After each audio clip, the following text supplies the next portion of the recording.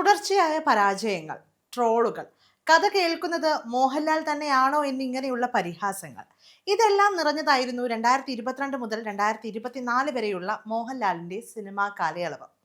ഈ കാലയളവിൽ 2023 ഇറങ്ങിയ നേര് എന്ന സിനിമയാണ് മോഹൻലാൽ ആരാധകരെ തൃപ്തിപ്പെടുത്തിയത്.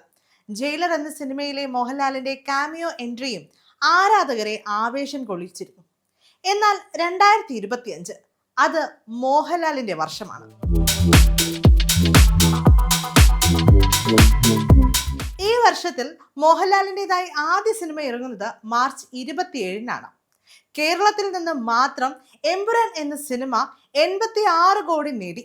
ആഗോള റിലീസ് വഴി 265.50 കോടിയും എമ്പുരാൻ സ്വന്തമാക്കി. സിനിമ തിയേറ്ററുകളിൽ എത്തിയതിന് പിന്നാലെ തന്നെ ഒട്ടനവധി വിവാദങ്ങൾക്ക് തുടക്കം കുറിക്കുകയും ചിത്രത്തിലെ പല ഭാഗങ്ങളും കട്ട് ചെയ്യേണ്ട സാഹചര്യങ്ങൾ വന്നെങ്കിലും അതിനെല്ലാം മറികടന്ന് ബോക്സ് ഓഫീസിൽ കോടികൾ നിറയ്ക്കാൻ മോഹൻലാലിന്റെ എമ്പുരാന് സാധിച്ചു.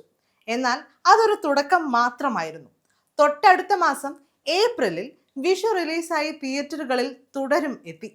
തരുൺ മൂർത്തിയും മോഹൻലാലും ഒന്നിക്കുന്നു എന്നതായിരുന്നു ഈ സിനിമയുടെ ഏറ്റവും വലിയ പ്രത്യേകതകളിൽ ഒന്ന്.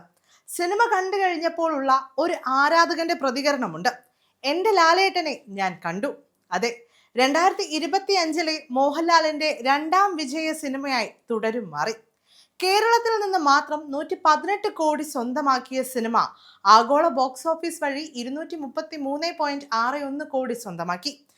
ഇതോടെ തുടർച്ചയായി 200 കോടി മറികടക്കാൻ മലയാളികളുടെ സ്വന്തം ലാലേട്ടന് സാധിച്ചു. ഓണം റിലീസായി എത്തിയ ഹൃദയപൂർവ്വവും മലയാളികൾ ഏറ്റെടുത്തു. ആഗോള ബോക്സ് ഓഫീസിൽ നിന്ന് സിനിമ 100 കോടി നേട്ടം സ്വന്തമാക്കി എന്നാണ് റിപ്പോർട്ടുകൾ പറയുന്നത്. ഈ കണക്കുകൾ നോക്കിയാൽ ഈ 3 സിനിമകളിൽ നിന്ന് മാത്രം 500 കോടിക്ക് മുകളിൽ നേട്ടമുണ്ടാക്കാൻ മോഹൻലാലിന് സാധിച്ചു എന്ന് വ്യക്തമാകും.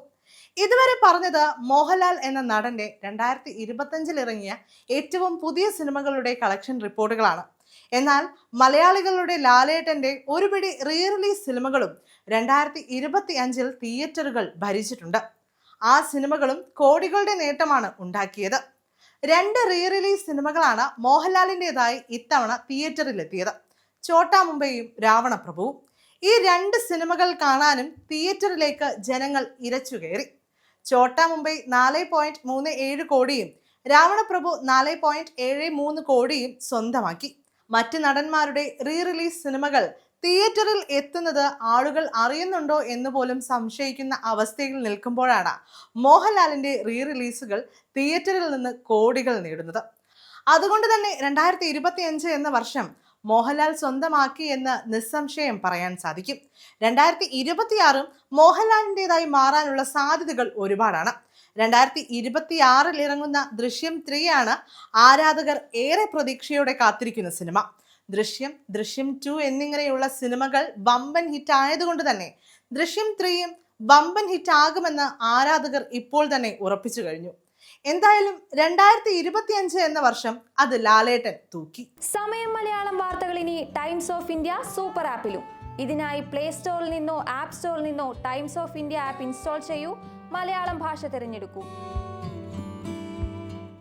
വാർത്തകൾ ആസ്വദിക്കാം. എല്ലാം ഇനി സമയത്തിൽ.